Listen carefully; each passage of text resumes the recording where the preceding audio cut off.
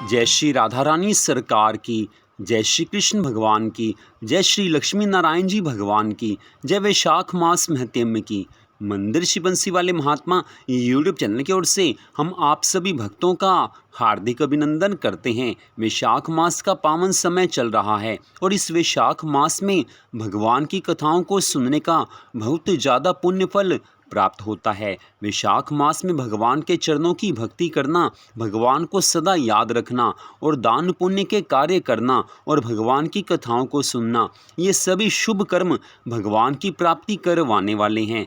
तो वैशाख मास महत्म के 20वें अध्याय की कथा आज हम आपको सुनाने जा रहे हैं, जो कि इस प्रकार है। श्रुत कीर्ति आज कहने लगे हैं कि हे मुनिवर, वैशाख मास के धर्म के महात्म्य को सुनते सुनते मेरी तृप्ति नहीं होती है, क्योंकि भगवान विष्णु की कथा सुनकर किसके कान तृप्त हो सकते हैं। मेरे पूर्व जन्म के पुण्य फल उदय हुए हैं कि जिसके कारण मुझे आपके श्रीमुख से भगवान की कथा को सुनने का मौका मिला है। भगवान की कथा को सुनकर भगवान के चरणों में मन लग जाता है, जिससे अत्यंत आनंद की प्राप्ति होती है।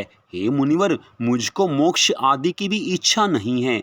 आप तो केवल मुक्ति के दाता भगवान विष्णु को प्रसन्न करने वाली दिव्य कथाओं को सुनाते जाइए।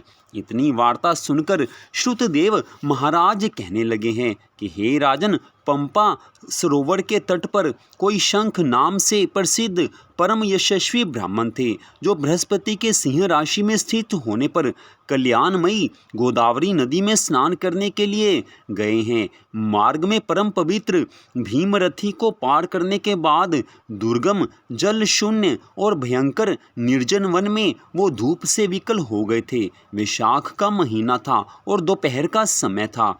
वे किसी वृक्ष के नीचे जा बैठे। इसी समय कोई दुराचारी व्याध हाथ में धनुष धारण किए वहां पर आया है और उसने ब्राह्मण के कानों में चमकते हुए सोने के कुंडल देखकर उसको पकड़ लिया तथा उनके कुंडल, जूते, छतरी, माला, कमंडल सब छीनकर उसे जाने की आज्ञा दी है। वह ब्राह्मण उस दुष्ट से छुटकारा पाकर धूप से जलते हुए उस कांटेदार वन में नंगे पैरों प्यासा हाय हाय करता हुआ कहीं ठहरता कहीं चलता जा रहा था कि उसके दयायुक्त हाय हाय शब्द को सुनकर वह व्याध, जो कठोर हृदय और महापापी था, धर्म से विमुख था, उसके हृदय में दया उत्पन्न हुई और उसने मन में सोचा कि इस ब्राह्मण का मैंने सब कुछ हर लिया, लेकिन ये तो मेरा कर्म ही था, किंतु मैंने इसके नए जूते ले लिए हैं, तो अब इसको अपने पुराने जूते क्यों न दे दूं, जिससे कि इस ब्राह्मण के पैरों की रक्षा हो जाए। फिर पुराने जूतों की मुझे आवश्यकता भी क्या है। ऐसा विचार कर उसने अपने पुराने जूते उस ब्राह्मण को दे दिए। उन जूतों को पहनकर वह ब्राह्मण अति सुखी हो उस व्याध को आशीर्वाद देने लगा कि तुमने वैशाख मास में जूतों का दान किया है, अतः तुम्हारे पुण्य उदय हो गए हैं, क्योंकि ऐसे दान से श्री हरि विष्णु भगवान जी प्रसन्न हो जाते हैं।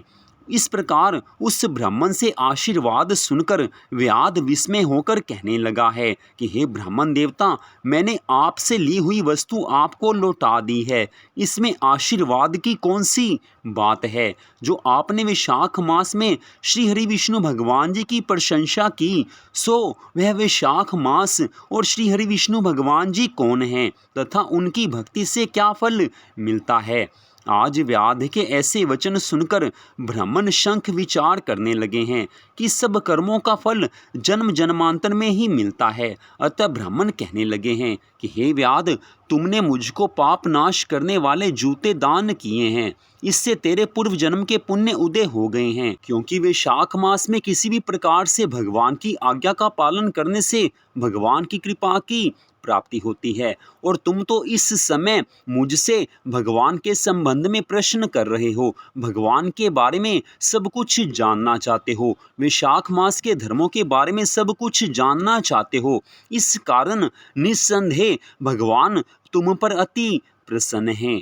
आज मुनिवर के ऐसे वचन सुनकर विहाद पुनः कहने लगा है कि हे महाराज, आप वैशाख मास की और भगवान की भक्ति की महिमा का बारंबार उल्लेख कर रहे हैं, इसलिए आप मुझ पर कृपा कीजिए, क्योंकि साधु पुरुष सदा सब पर कृपा करते हैं। उनकी दृष्टि में न कोई नीच होता है, न कोई ऊंच होता है, न अपना न पराया। मनुष्य संतप्त होकर जब जब साधु महात्माओं से उपाय पूछता है, तब तब साधु महात्मा संसार बंधन से छुड़ाने वाले ज्ञान का उपदेश अवश्य करते हैं।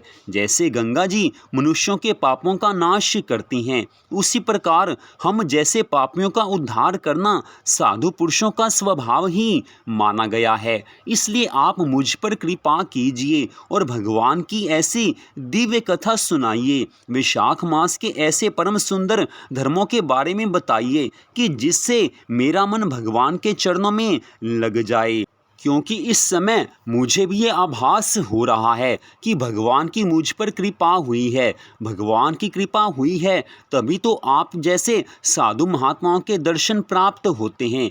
आपके दर्शन करने मात्र से मुझे परम सुख मिला है। मुझ जैसे पापी को आप जैसे महात्माओं के दर्शन प्राप्त हो जाएं, तो इसमें यही समझना चाहिए कि भगवान अब मुझ पर कृपा कर रहे हैं। तो हे महाराज, अब आप मुझे अपनी शरण में ले लीजिए और मुझे उस ज्ञान का उपदेश कीजिए कि जिससे मैं इस अपार भवसागर से पार हो जाऊं।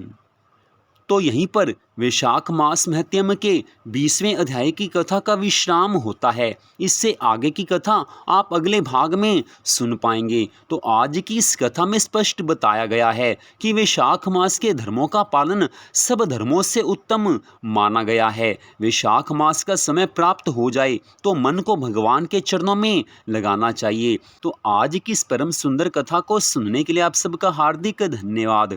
भगवान श्री राधा कृष्ण जी की, भगवान श्री लक्ष्मी नारायण जी की वैशाख मास महत्यम की अनंत कृपा सदा आप सब पर, आपके परिवार पर बनी रहे।